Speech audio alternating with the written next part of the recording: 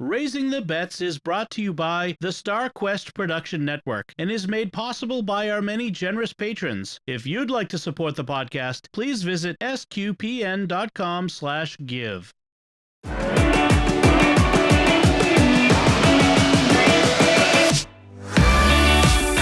You're listening to Raising the Bets. We're a Catholic couple raising 5 kids outside of Boston.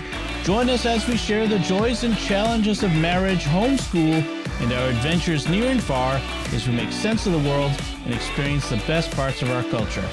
I'm Dom Bettinelli. And I'm Melanie Bettinelli. Huh? Ha.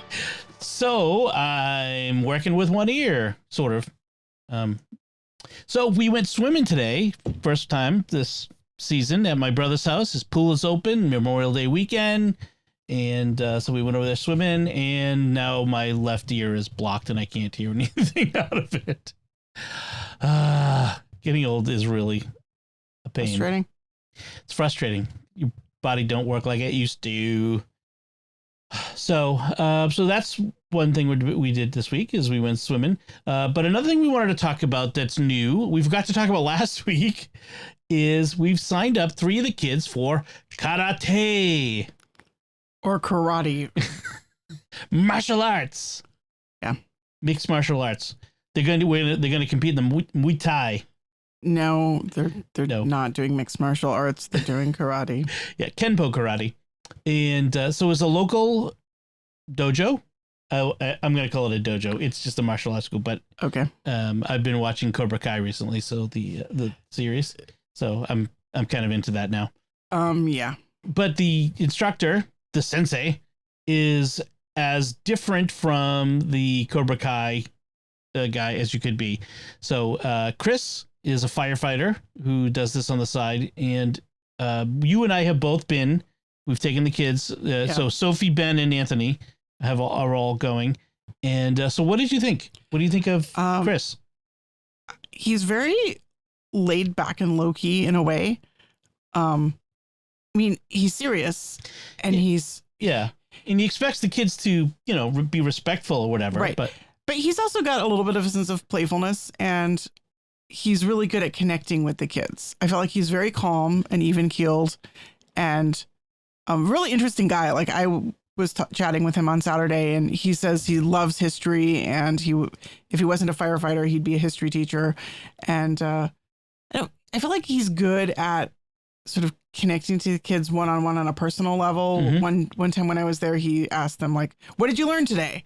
That sort of thing. Like, right. Like, what did you learn in school today? And, very, like, it's an interesting balance between, he's not like hardcore, like you must bow to, I mean, they do bow, but right. You must follow every discipline. But it's also, but he does expect them to perform, to pay attention and to participate, but he's also real friendly. He's sort of on their level. He's a huge Star Wars fan. Yes, he's commented on the kids' Star Wars shirts because of course they are always wearing Star Wars shirts. Yes. Although at one point in the first class that I took them to, he referenced Bruce Lee, and our 3 kids kind of had these blank looks, and he's like, "You've heard of Bruce Lee?" And they're like, "No." And he looks at me like, "What?" I'm like, I'm sorry. I'll immediately show them Enter the Dragon, which we actually haven't watched yet, but we will. So it's a really nice setup. There's a monthly fee, which isn't too much. Would we say it's $100 a month? But you can go to as many classes as you want in a month, and there's usually like 2 to 3 classes a week available. But there's no real pressure if you like have to make so many classes or have to make particular classes. It's kind of as, come as often as you want. And I noticed it's not like a set program. No, it's sort of, you show up and he's going to be teaching particular skills, particular moves, or, whatever. And they're in the beginner class. So it's really kind of freewheeling and loose. Right. And, right. Some of the kids in the class have been a few more times, so they know like more of the moves. And he's just kind of working with each kid where they are. And I really liked that, like recognizing even in the beginner class, they're not all in the same place, but that's okay. She's go with it. He's also sort of down to earth and practical, where, he talks about, because it's a martial art, a lot of kids are doing this because they want to be able to defend themselves in various situations, or at least that's in their mind. And so he talks about, how and when to use martial arts in the real world in very practical sense. Right. It's all of the classes are sort of grounded in someone's attacking you. This is the move that you use to defend yourself. And this is as much force as you use. Don't use more, or don't do this, because a lot of times he will say, you're the martial artist. When the cops are wondering who did something wrong, they'll look at you because you're the martial artist. And very, very explicit, like, you don't start fights, you don't bully people, you protect the innocent and you defend yourself, but you try to get out of the fight as quickly as possible. Yeah. You're not doing something fancy. It's whatever will end the fight. Get the other guy to stop fighting you. Right. And I really like that. Like, it's not about being cool. It's about very practical. You want to stop the other guy from hurting you. Exactly. So it's definitely, like, again, if you've seen Cobra Kai, it's definitely the opposite of that. I had some trepidation at first, like, because you do have like these images of like martial arts can be really good, or it can be sort of not as good. Well, especially for our kids with their various personality quirks and their various issues. I think someone who was more intense might overwhelm them. Right. I think they immediately like him because he's not intense, and was big on Star Wars and really engaging, and really nice to them. He's quickly garnered, I think, that Sophie is kind of she's a badass. She's fierce. She's fierce. He also wondered if the three of them were triplets because they're all about the same height, which is funny. Yeah. But it's good. It's good. It's a nice little dojo that he's got going there, and we found him on a recommendation from one of the scout parents that their son had been going. He hasn't been going in a while, although I think he's going to start going back again. But because he had, like, I don't know, basketball or baseball or something, so which was conflicting. So this is it seems like a thing, and this was just a chance to give them another physical outlet, something to do, something to be a part of, and to get out of the house. I think knowing how to defend yourself is a good human skill. That's also a very good skill to have. Yeah. So karate, and then the other thing we did this week, we had the meeting for summer camp. So where our kids are doing Boy Scouts or BSA Scout summer camp again. There's a troop in the next town that's very large that runs its own camp, and so it's not a council camp. Yeah, it's not a council camp, and so we're taking part in that again. Our kids are going again. This is going to be Bella's last. She's going to age out as a scout, although she could go back as a counselor next year. They said she'd more than welcome to come and either do, and be staff, either right. to teach merit badge classes or to help out in some capacity. They've got a lot of older kids, both who are scouts and who are siblings of scouts who help out at the camp. It's really a very family oriented camp. Yeah. Yeah. I mean, I'm going to go this year for at least most of the week. I got stuff to do with SQPN. Like on Monday, Monday is a really busy day. It's hard to get away. But after that, the Tuesday through Saturday, I'm planning to go this year and help. And I was thinking maybe helping in the kitchen because I love to cook, or and they said they always need help there, or teach a merit badge class or something like that. Might be harder to teach a merit badge class if you're not able to be there every day, though. Right. Exactly. Well, the classes. The way they do the classes is they're rolling. They're not like every single day. Like they. Oh, I thought they were like every day. Maybe they are. I might have a misunderstanding on how it works. So, but in any case, I'll go and help out as whatever way I can. And I think we take Lucy. They have a sibling program for younger siblings who aren't yet scouts. Like I said, very family friendly. It was really nice to hear, the nice things that people were saying. The adults they were saying about our kids. How welcome they will be, and how good they are at camp, and to see how much they have grown over the past 3 years. So that's been very nice. So I'm looking forward to that. The other benefit to doing this one is it's much less expensive than the council camp. Yep. Council camp, I think, is like $600 for a week, and this one is about $300. So it's substantially less. So another thing I did this week is I took part in an AMA, which for those who don't know it means Ask Me Anything, with a community on Discord. Discord is another social network. You may have heard about it. And StarQuest has a Discord at sqpn.com/Discord. And it's sort of like a bulletin board style with channels and that sort of, subject channels and that sort of thing. So this is at the Catholic Diocese of Discord, it's called. It's a very big community. I think they saw somewhere like 8,000, 10,000 members. It's very large. And they have every month they have someone come in and do an Ask Me Anything session. Jimmy Akin did one for 4 hours, which is just mind boggling. I think last month they had Father Dwight Longenecker. And so they've had, people, people, authors and like myself, a podcaster or whatever, other personalities come in and answer questions, and the people submit the questions ahead of time. And then a moderator during the AMA asks live, and it's live streamed. It's live audio stream. It's not video streamed. And so they ask the questions live, and then, you're answered on the spot. So it was nice. I got a real sense that everyone was very young, much younger than me. There's a very young sense, like in the live chat that goes along with it. Lots of memes, lots of talking in lingo, some jargon. So very, very interesting experience. Interesting in questions that really got me thinking.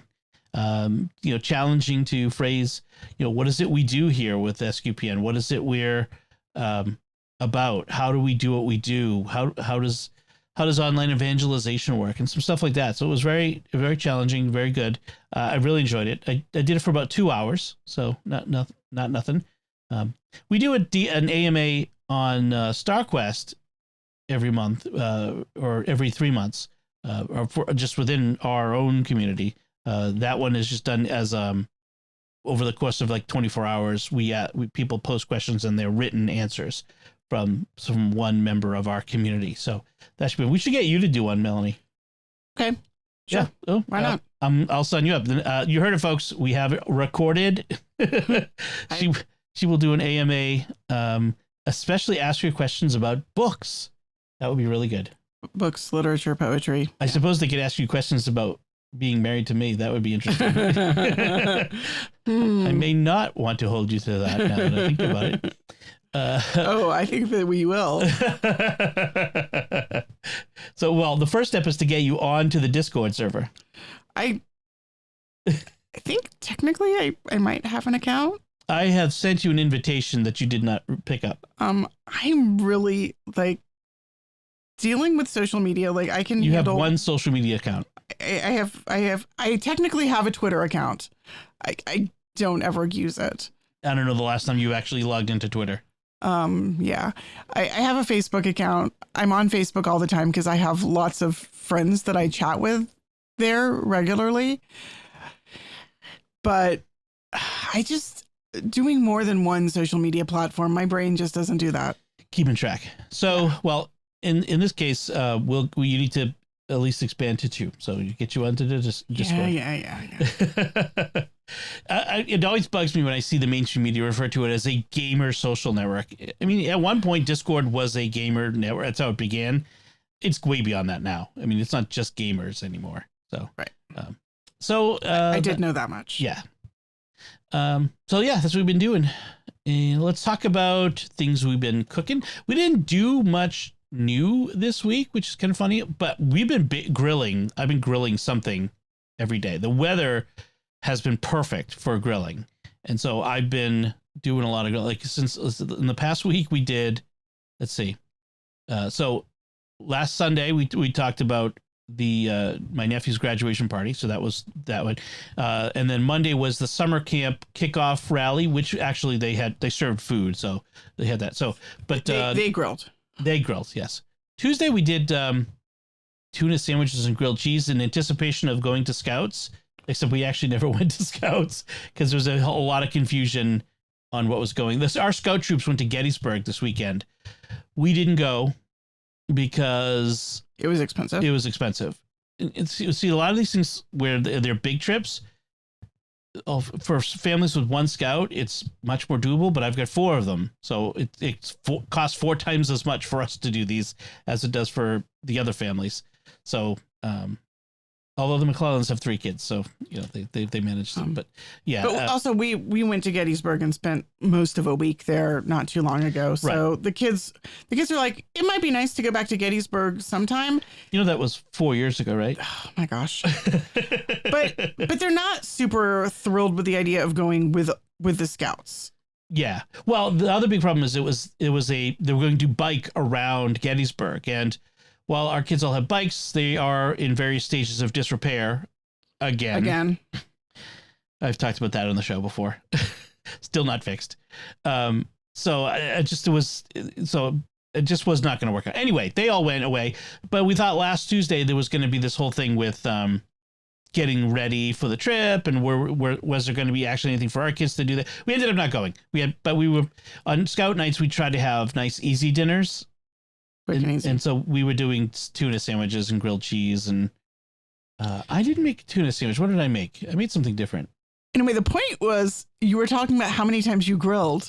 So far, I haven't talked about anything I've grilled. You have not yet mentioned a thing that you've grilled. Okay. You're really all over the place tonight. Yes. Well, so on Wednesday, we did grilled pizza. Right. We did pizzas on the grill, where I used the naan from the grocery store, the frozen naan. They actually sold frozen pizza rounds too. So I use those. Those work really well. One of these days I'm going to make pizza dough. I used to make pizza dough. Yeah. I think the recipes I've seen say it's actually best to make it like 24 hours in advance and let it sit in the fridge overnight. Like that's what professional pizzerias do. Yes. To let the gluten develop. Right. You want that stretchiness. So which then actually would make it easier. Yeah. So then the next day, I made Thai grilled pork skewers. Those were good. Mooping. Yeah, those are really good. So let me mention how I make those. So you take pork shoulder, a whole boneless pork shoulder. I need to make more of it next time. It went pretty quick. Yeah. So for the 7 of us, 4 pounds would probably, at least 4 pounds would be good. And then you slice it into strips. And then you put it in a marinade of garlic, cilantro, brown sugar, fish sauce, soy sauce, oil, and white pepper. And you let that marinate for a couple hours. And then you thread the strips onto metal skewers, and you kind of bunch them up. You kind of scrunch them accordion style on there, so they're nice, packed tightly. And then you get the grill going, and I had the charcoal grill, and you just grill it over the coals, over the fire, and then every few minutes you turn it. When you turn it, you baste it with coconut milk, and that's really the trick right there. Is that coconut milk gets this real nice flavor, texture. I mean, it really adds something. It gets toasty coconut. Yeah. It didn't have a strong coconut flavor, though. No, it was a subtle flavor. It was really good. And then you serve it with rice, obviously, but also a chili lime sauce. Jayu is the Thai chili lime sauce. And that's basically, this was really cool. You take some jasmine rice, uncooked, and you put it in a skillet and you toast it. Just, a few minutes over medium heat. Then you put it in a spice grinder and grind it till it's coarse. Then you add that to some fish sauce, lime juice, shallot, cilantro, brown sugar, some red pepper flakes, and a little bit of water. And then you let it refrigerate for at least an hour, and that to let it meld. And it's really good. It was good, but I kind of wanted something a little bit more. I don't know. From the sauce? From the sauce. Huh. I wonder what would be additional flavor in that sauce. Soy? Like, Maybe a little bit of soy. Yeah, because I know you're not a huge fan of fish sauce. Right. So, and maybe more lime, because I know you always say more lime is always better. Maybe a little bit of sugar too, like maybe there a was little sugar bit of in sweetness. I don't know. Honey? Oh, that might work. Yes, dear. Oh yeah. You missed the obvious joke. Yeah, whatever. I also I cut up some fresh mint from the garden. Yep. And served that on the side, like people could sprinkle it on top of the meat. And I chopped up some pistachios. Right. If I'd had peanuts, I might have done those, but we didn't have any salted peanuts, and I had salted pistachios, so I chopped up some pistachios, and that, like the crunchiness of the pistachios and the freshness of the mint on top of the meat was a really great addition. I mean, it's not traditional to the Thai, but it's compatible. Certainly compatible with it. Yeah, it was really good. Yeah, I mean, the peanut would be traditional, right?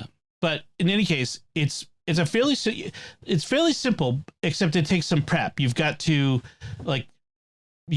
partially freeze the meat so that it slices easier, because so you can slice the thin slices, and then you got to have time to marinate the meat. So you got to kind of think about it. You can't. It's not something you can just do 20 minutes before you've got to get it on the grill. But it's other than that, it's super easy, not a lot of ingredients, and it was really good. So then Friday night, because it's Memorial Day weekend, the grocery store had steaks on sale, so I got some steaks and the first sweet corn of the season, corn on the cob, which were really kind of cute, short. They were short and stubby and fat. Yeah, well, just you apparently like short, stubby, fat things like me. So, no comment. No comment. Yeah, well, I mean, again, it's the first corn of the season, so it's going to be early corn, but it was good. Once you cooked it all the way, it was good. You didn't cook yours enough. Everybody else's was fine, but my cob for some reason was a little bit on the starchy side. I'm not sure what happened. Yeah. But I mean, corn on the cob is so easy to cook. You just throw it back in the microwave with a wet towel for like 2 minutes, and boom, you're done. But the steak was good, grilled. And then Saturday night, I did bratwurst, an Italian sausage, and a chorizo linguiça. And the bratwurst was good. I should look that recipe up, because what did I do for that? This was a recipe I got from Weber, Weber Grills. Okay. Like a email on their website or something like that. But I didn't follow theirs exactly, but here's what I did.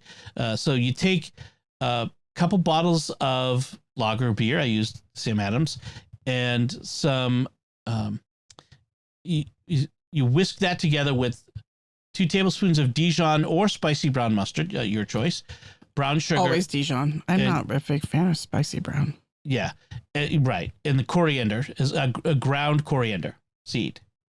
So you mix those together.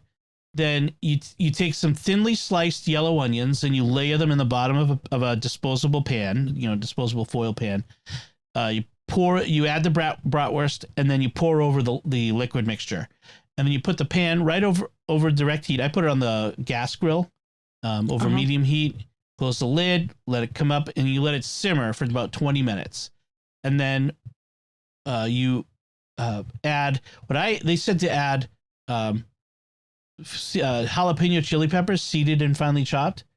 But what I did was I grabbed the jar of pickled jalapenos and put some spoonfuls of that in, and then add a little bit of the vinegar, because they want you to add sauerkraut, but I didn't have any sauerkraut.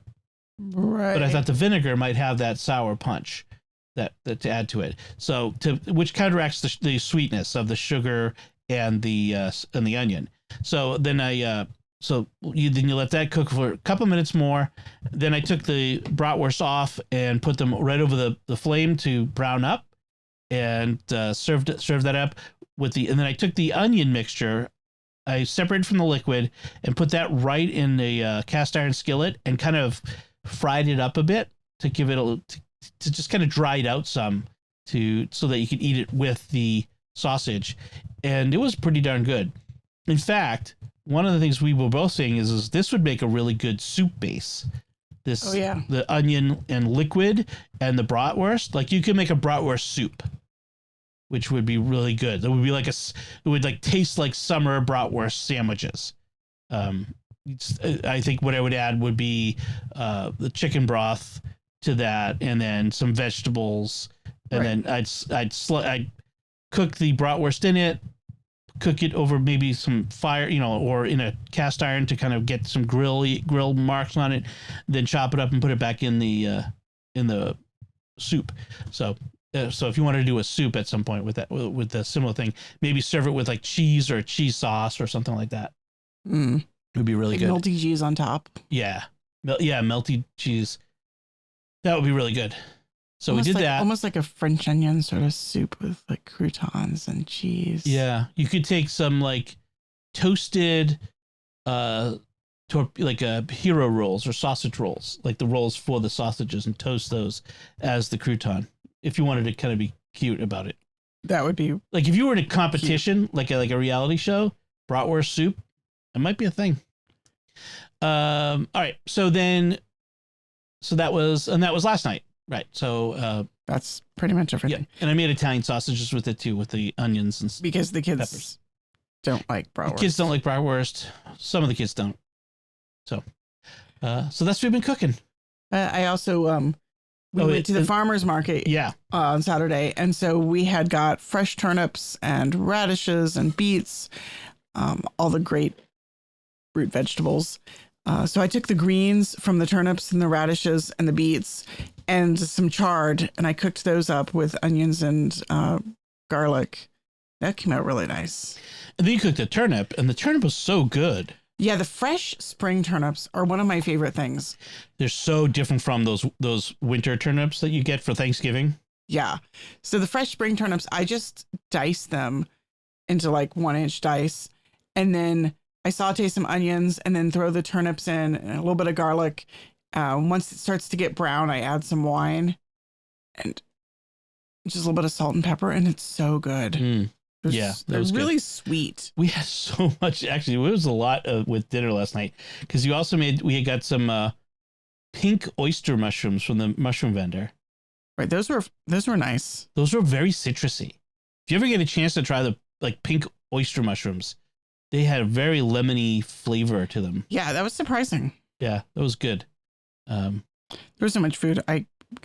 I don't know that I ate very much of the mushrooms because there was just too much food on the table. It's the spring bounty. I mean, the first farmers markets, you end up getting so many of the greens and all that sort of stuff. Later on, after later markets, I'm more judicious, and I'm like, well, do I really have time to cook all of this food, and do we really need it? Right. But the first markets, I'm kind of like going crazy, like wild-eyed. Look at all this food. Well, and yeah, we also bought a bunch of plants for our garden, so tomatoes and basil. Oh yeah, that's mostly what I did on Saturday. Is prepped the garden beds and planted. Yep, planted cucumbers. Did you get peppers? I got a couple jalapeno peppers. I got some cucumbers, and I got some tomatoes.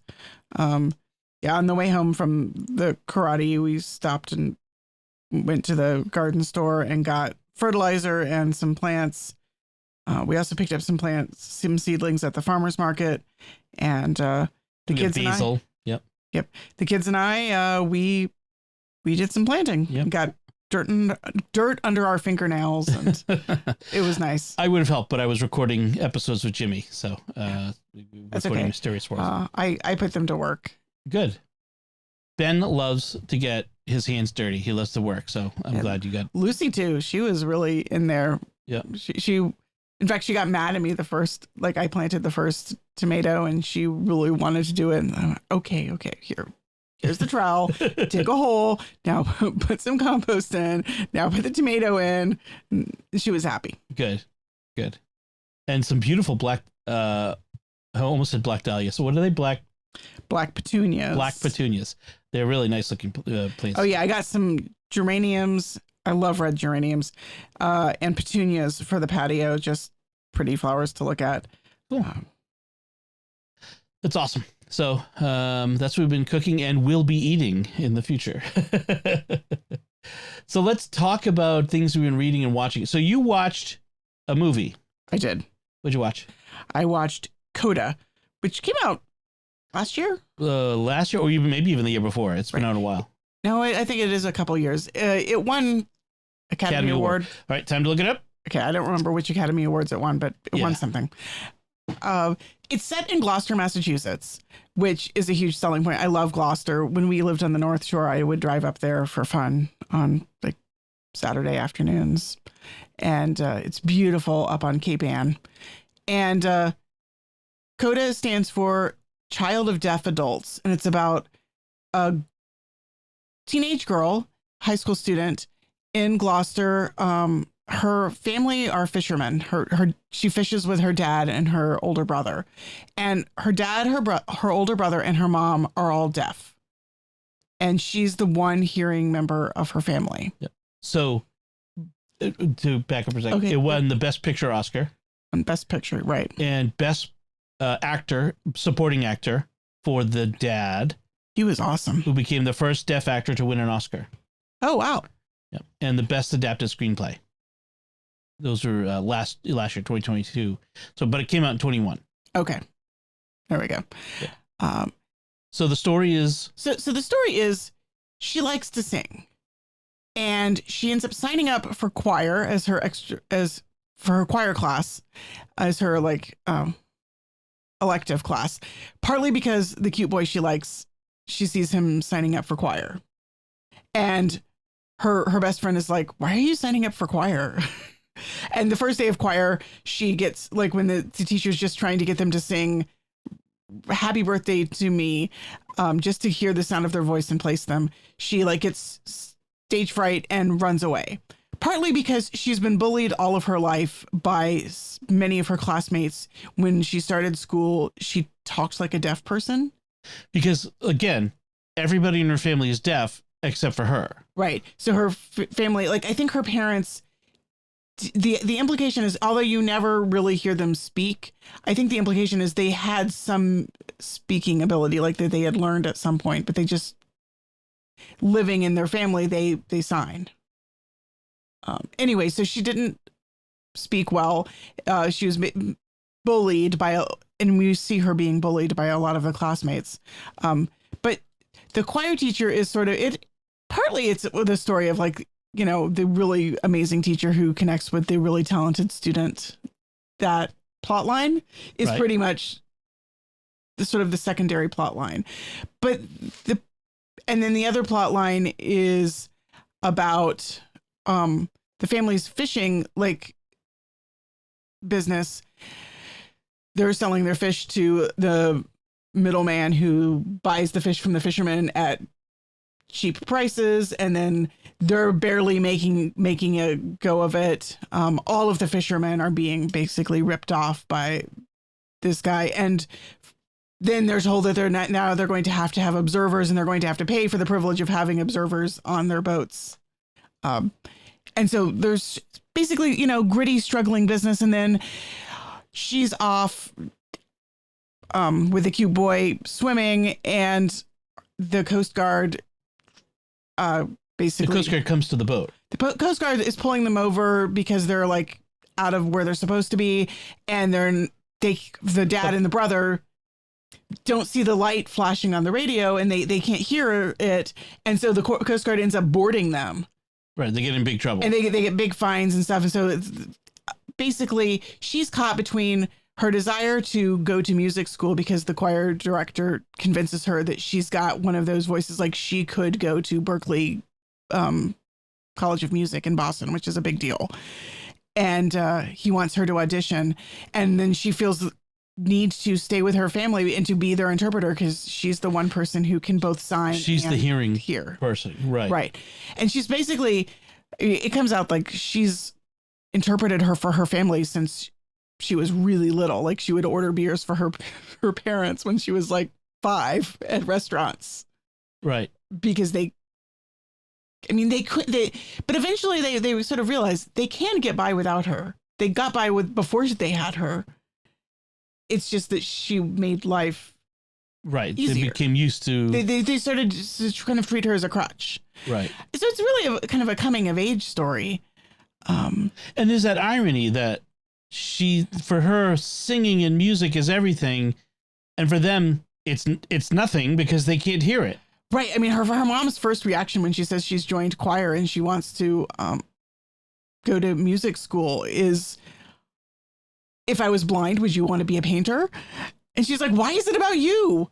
Why can't it be about me? But yeah, her parents don't understand. I mean, music is the one thing her dad likes gangster rap because it's got a really good beat.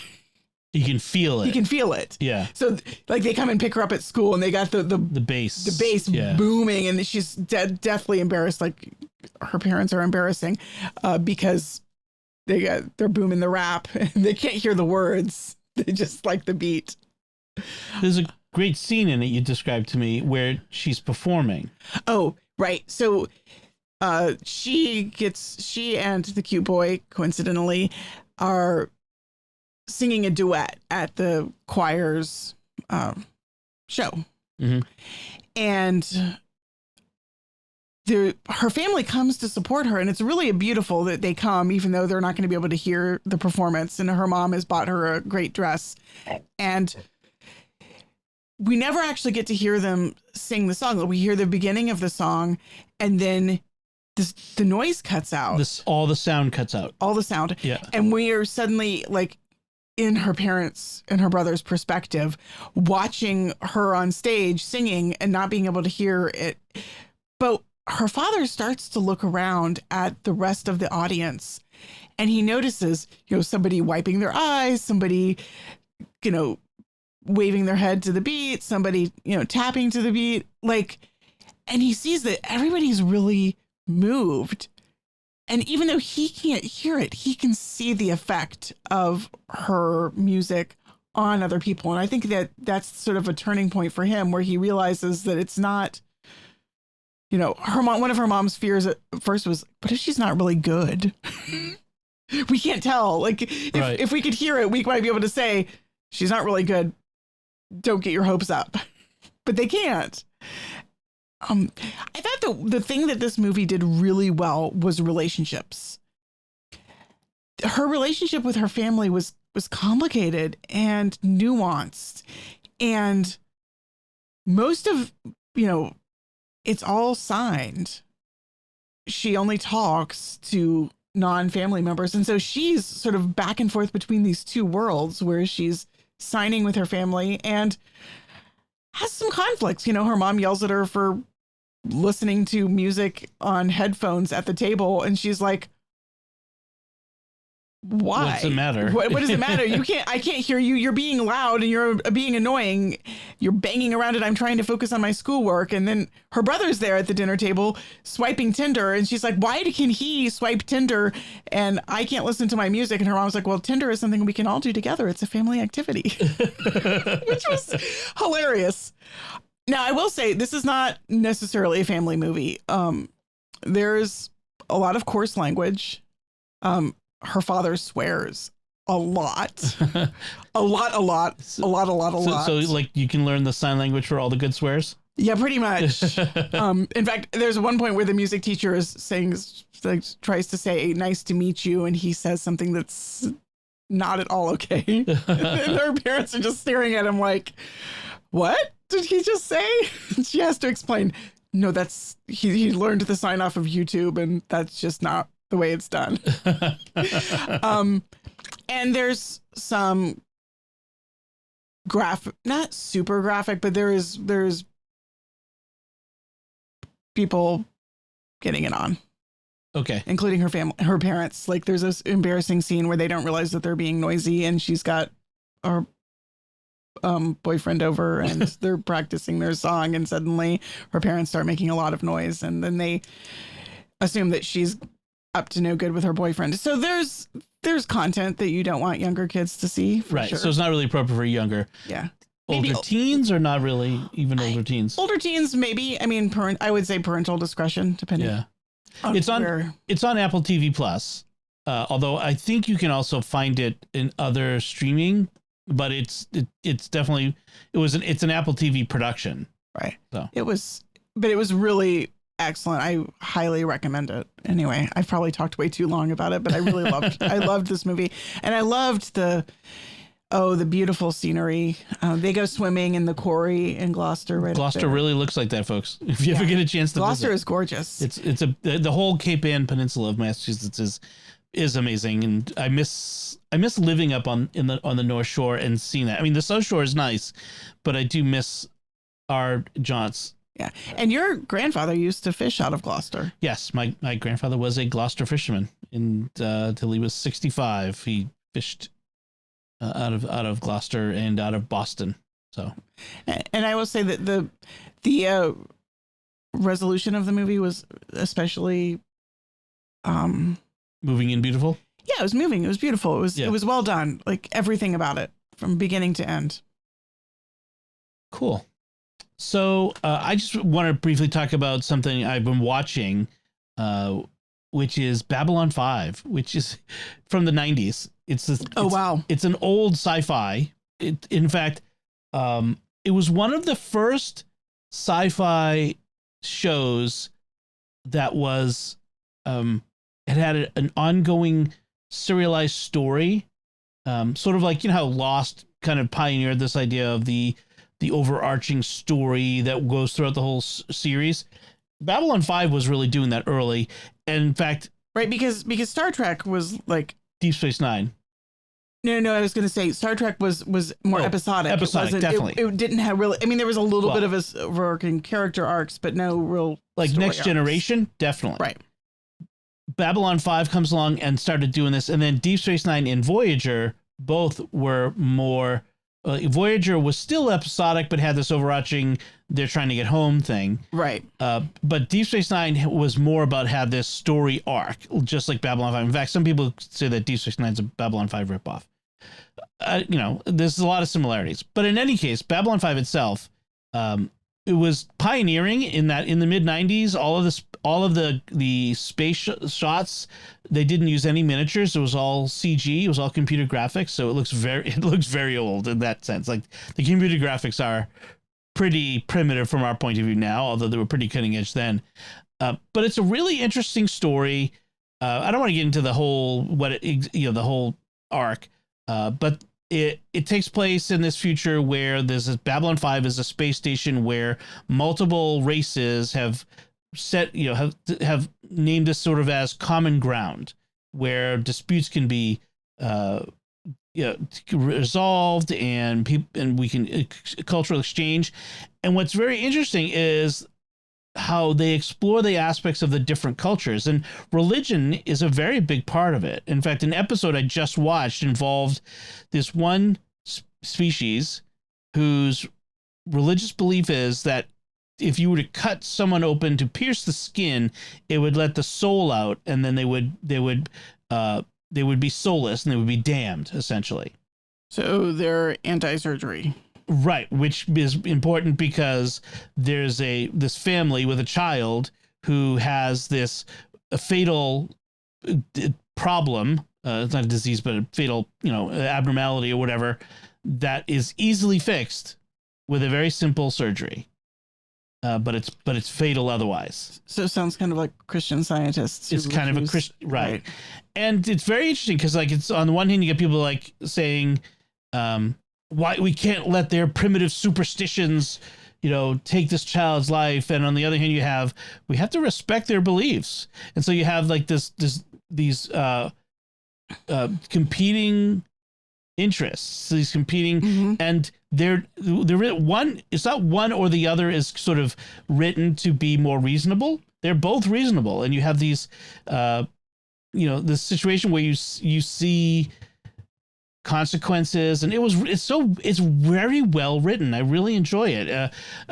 People have been telling me to watch Babylon 5. Huh? This is your first time watching it? This is the first time watching it. I tried to watch it years ago, and caught like a couple episodes here and there, but never the whole thing. And so I finally found a way to watch. I got access to the whole series, and so now I'm watching it from the beginning.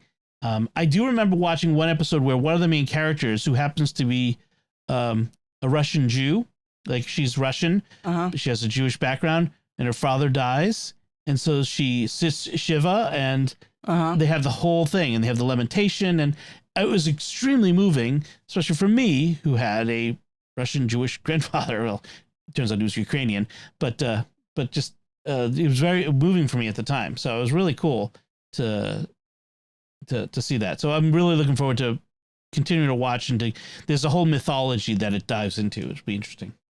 Cool. So I finished another book, another Murderbot story. By the way, if anybody wants to get into Murderbots, the series, and you're interested in the Audible books, there's something called Humble Bundle, humblebundle.com, where you can, it's a charity thing. So they offer like software, books, all kinds of other things.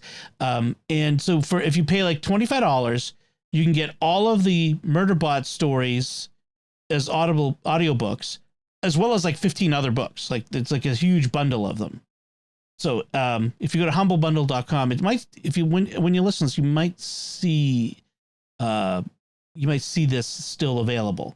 They're only for a limited time that they offer these, but check it out. But anyway, the one I read was Fugitive Telemetry. It sort of is a prequel. It kind of jumps back in time from the previous book, which was kind of confusing at first. It didn't actually say it did, but it's a police procedural, essentially. Right. I liked that. Murderbot as cop. And as we had discussed last time, you see Murderbot as female. I kind of just thought of it as male from the beginning, and I tried to think of it in the female terms as I read this one, which was different and interesting. I'm not sure it made a huge difference, but it was different and interesting. Interesting. So yeah, so now I'm reading the latest Tom Clancy book that just came out. So it's good so far. I'm about a quarter of the way into. I picked up another Elizabeth Gouge novel since I liked Scent of Water so much. This one is called Gentian Hill. It takes place around the time of the Napoleonic Wars, and it's in a coastal village off the east coast of Britain, so like right across the English Channel. So far, we've got two protagonists. One guy who has deserted from the British Navy. Evidently, his uncle was the captain of the ship, and he was being terribly mistreated. His uncle wasn't standing up for him. He's an orphan. And this little girl who is also an orphan, she was on a ship as an infant that exploded, and her mom drowned but died holding her, and she was rescued. Wow. So she's been raised by this farmer and his wife, and she's very happy and well adjusted. And so I'm about a quarter of the way into the novel, and I'm not really sure where it's going, but so far interesting. Cool. One last note about CODA. The actor who plays the dad, Troy Kotsur, was in the first season of The Mandalorian.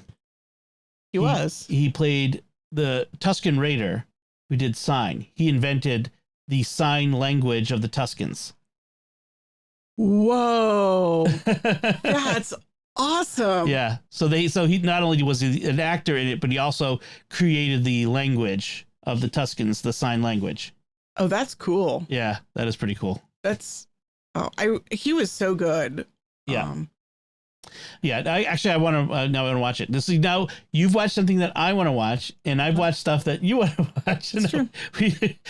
We should really, maybe talk to each other once in a while about what we're watching. And I was watching this when you were doing watching stuff for work. You were watching while I was working.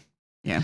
So let's talk about Pentecost as we record. This is Pentecost Sunday. Oh, I love Pentecost so much. And so our parish had Mass, a trilingual Mass. We had all three of the communities together at one Mass. They're technically really quadrilingual because there was a lot of Latin too. Sure, which is our unifying language. And so we had the English-speaking community, the Haitian community, and the Cape Verdean community. So Haitians have two languages. They have French and Haitian Creole. So straight French, and then Haitian Creole, which is a version of French. Right. Well, same thing with the Cape Verdeans. They have Portuguese and Cape Verdean. Right. So Creole. I think the readings are like in French. Because they haven't created a lectionary just for Haiti or just for Cape Verde. Right. So like the readings are in French and Portuguese, but like the homilies were in the Creole, which are much harder to follow than the readings for me. Yeah. I can follow the Portuguese a little bit. Like it's enough of there are enough cognates that I can at least kind of get the gist of it. I'm better at French, but again, the Haitian Creole is a little bit harder for me to follow. So like Father Joseph, I could follow some of his homily in French, but right. I got sort of the big broad sweeps. I missed a lot of the words in between. Oh my gosh, the music was so beautiful. They had a choir that was composed of choir members from all three communities, all three choirs. So maybe, I think there's maybe 50 people in the choir. It was impressive. The church was packed, and I would say 300, 400, 400 people. It sounded like more. Yeah, it was gorgeous. The singing literally shaking the rafters. Like the Alleluia was, I was in tears at many points of the I don't know if I really stopped. Like my eyes were just constantly wet. It was so beautiful. And the various hymns, frankly, the English hymns were the least impressive of them all. The various hymns in the different languages were just beautiful, amazing. And then like the Sanctus they did in Latin, but it was definitely a Cape Verdean setting. Yes. Which was impressive. Like it was beautiful. It was impressive. It had rhythm. It had rhythm. Right. And it was gorgeous. It was definitely not the Sanctus that I'm used to hearing, and I loved it. I would love to go to that Mass every Sunday. I was wondering what this must have sounded like to people outside passing by, because it was heavenly. It was, oh my gosh, it was so awesome. And Father Matt talked about like he was gushing. Right. How wonderful it is for all of us to pray together with one voice. Yes, he says because it's a very Pentecost sort of thing, because the readings reinforce to us how, aren't these Parthians and Medes and, the Elamites and that whole thing. And he says the confusion begun at Babel is ended at Pentecost, not by removing the language barriers, not by removing what makes us different in different cultures, but by uniting us in one church, one body, one voice singing Alleluia together. It was really, you could just tell how affected he was by this. I mean, I love the way you all shake the rafters. Lucy was saying she felt the floor vibrating as the singing. Unfortunately, a couple of our kids have auditory sensory issues, and they did not appreciate it as much. They were like, it's beautiful. It was just very loud and it was very overwhelming, and I'm overstimulated. And you were saying one of them, when they grow up, is probably going to go to the Sunday morning old people Mass, which is very quiet. Yeah, unfortunately for kids with neurological differences, those sensory issues can be really hard to deal with. I mean, we know a family whose kids with autism, they went to the deaf Mass in the diocese, right, in the archdiocese. Yeah, I think because it's very quiet. Our kids really like the deaf Mass. But so, I mean, I feel like I want to do that every week, but on their behalf, I think we would have to find something. It was pretty amazing. And then there was 3 homilies. So it was Father Matt in English. Then there was Father Joachim so Father Joachim's Haitian? No. Father Joachim is Cape Verdean. Okay. Father Joseph is Haitian. I always mix them up. Joachim, Joseph. I mean, hello. Could it be any closer? Anyway, I love the fact how easily they slip into singing in the middle of a homily. They just start singing and then the people sing along, or they'll do a litany. One of them began this homily with the Litany of the Saints, which, I could pick up, could tell, what it was. It just was, it's just, I love that beauty of that. And the people feel free to, to join in, to sing with him, and they pray with him aloud. And it's much more participatory than the English masses are, for sure. Yeah, you definitely get a sense that there's a lot more back and forth. And there's certainly amening and clapping, and yeah, it's a cultural thing. And I have no problem with people expressing their culture in those ways. It's beautiful, and you could tell it's faith-filled. These people were filled with the Spirit. The Holy Spirit was really filling that place. If I'd seen tongues of fire on everyone's heads, I would not have been surprised. I mean, it was so amazing. That's how Pentecost should be every year, definitely. So, good job, Father Matt, for bringing everybody together for that. So, and I guess that should be everything I think we wanted to talk about. I think so.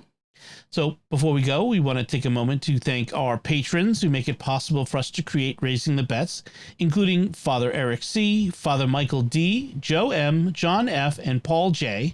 Their generous tax-deductible donations at sqpn.com/give make it possible for us to continue Raising the Bets and all the shows at StarQuest. And you can join them by visiting sqpn.com/give. And that's it for this time. Find links from our discussion in our show notes at sqpn.com/bets. That's BETTS. Send your feedback at the StarQuest Facebook page, facebook.com/StarQuestMedia.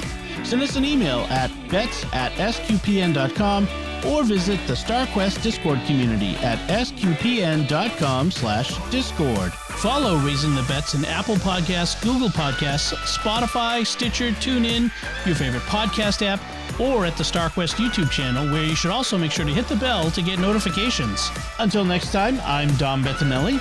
And I'm Melanie Bettinelli. Thank you for listening to Raising the Bets on StarQuest.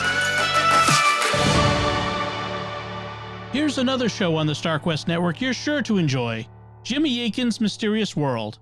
Find the show wherever fine podcasts are found or at sqpn.com/mysterious.